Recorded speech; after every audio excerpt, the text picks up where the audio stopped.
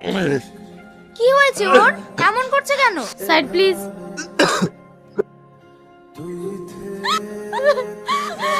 তোমার কিচ্ছু হবে না, সব ঠিক হয়ে যাবে।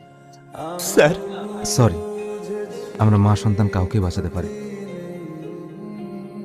জানো, আমি মনে হয় আর বাঁচবো না। যদি আমার কিছু হয়ে যায়, তুমি আবার বিয়ে করো। কি উল্টো পাল্টা বলছো? তোমার কিচ্ছু হবে না। কি রে, তুই আজই চলে যাবি নাকি? হ্যাঁ মা, আমাকে আজকেই ফিরে যেতে হবে। তোর আব্বা তোকে ডাকছে। আব্বু, কিছু বলছো?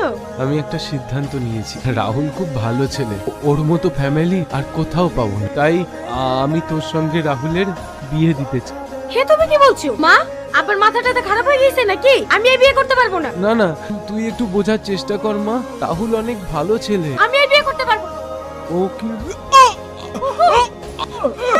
বাবা, তোমার জন্য আমার জীবনটা নষ্ট হয়ে গেল। তুমি কি ভেবেছো আমি তোমাকে স্বামী হিসেবে মেনে নেব? কখনো না। তুমি আমাকে ভুলবা। তুমি কি ভেবেছো এই বিয়ে আমি নিজের ইচ্ছা করেছি?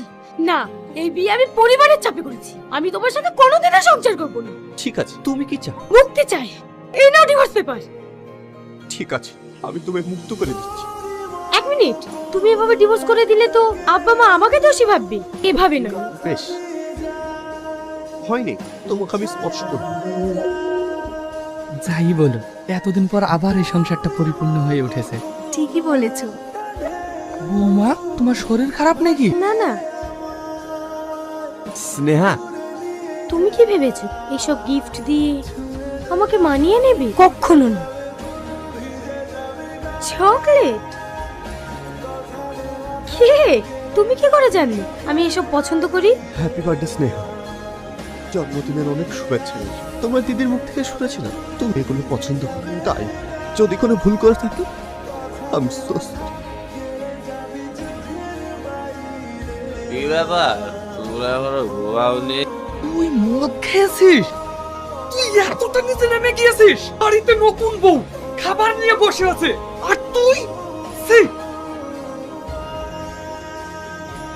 তুমি কোনো চিন্তা করো না, তুমি খুব অল্প দিনে মুক্তি পেয়ে যাবা। রাহুল, রাহুল, রাহুল, এসো, এসো, এসো, এসো, এসো, এসো। নেহা, নেহা, তুমি আবার আমাকে ছেড়ে চলে গেলে নেহা।